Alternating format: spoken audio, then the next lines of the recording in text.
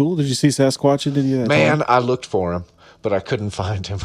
I couldn't find him. I heard him one time. Did you really? I don't know that I actually heard a Bigfoot, but I went hiking Springer Mountain near the Appalachian Trail. And then I went to Tallulah Gorge, and they wouldn't let me go down in the gorge because it was frozen and you could slip going down the steps. Okay. So they wouldn't give me a permit. So I was like, where else can I go? I went hiking at Springer Mountain, and I was by myself. It was around December, January.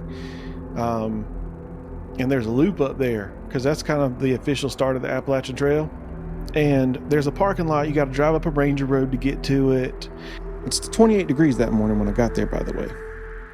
And so it's freezing cold. My beard, I'm getting like the condensation's freezing on my mustache and my beard, and it's just like ice. And I've got on my I've got a nice Columbia jacket with the Omni heat, so it's like I was warm, but yeah, it was cold. There was this young guy out there, and I feel like it was intended for me to go. This guy couldn't get his truck started.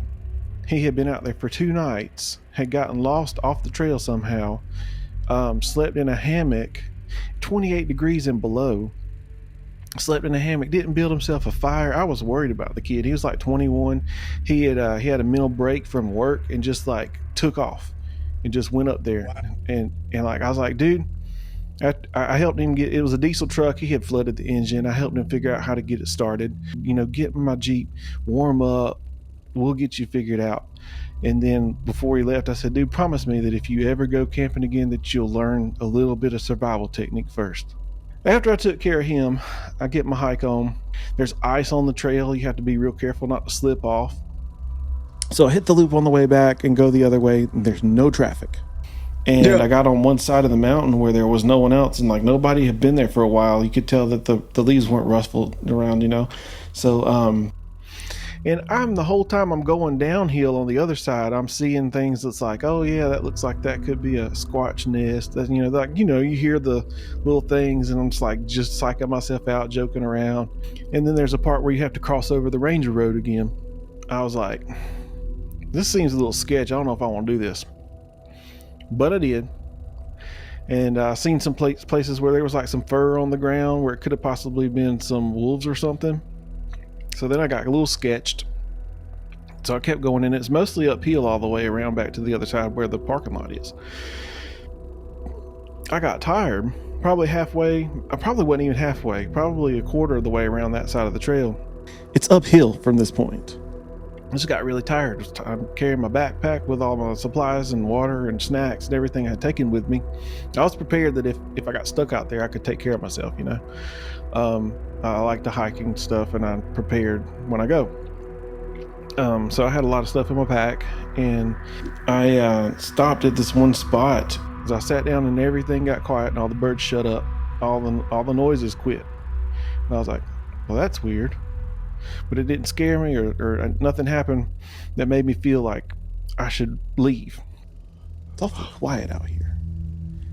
But that's okay. I'm just tired. I'm just going to sit here. And then all of a sudden, have you heard of the wood, like the tree knocking? I've heard of the tree knocking. And I heard what the tree knocking that people that hunt Bigfoots talk about. So I heard what sounded like a baseball bat start hitting a tree.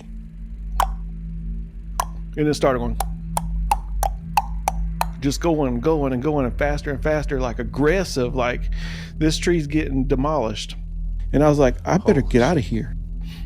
I didn't even look around. I didn't run. I said, if this is a Sasquatch and I run, I'm dead. So I got up and I slowly walked away in case it was real or whatever it was predatory. And I walked, the other direction, uphill, and I never slowed down. I never stopped again. I was out of breath. I was tired. When I got back in my vehicle, I sat there for a good little while to just like breathe, because it took me another hour to get back to my vehicle from there. As I walked away from it, the intensity slowed down and the volume slowed down. And then it quit. So I was like, pretty sure I had heard a Sasquatch. And so whatever it was, hey, that was creepy. Well, then we went to the Sasquatch Museum in Blue Ridge. They've got a whole museum with like a lot of artifacts and stuff. And then they've got this room with sound bites. Tree knocking. Yeah. And so, like, when I listened to the tree knocking, my face went white. I told Rebecca, I was like, that's the sound I heard in the woods.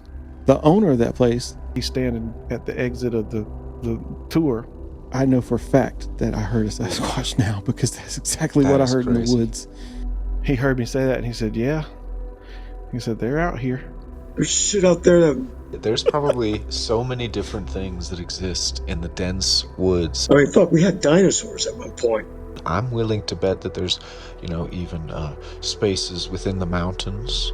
Here in Arizona, we have the Superstition Mountains, and there's lots of lore and mystery and things around there. You just never know.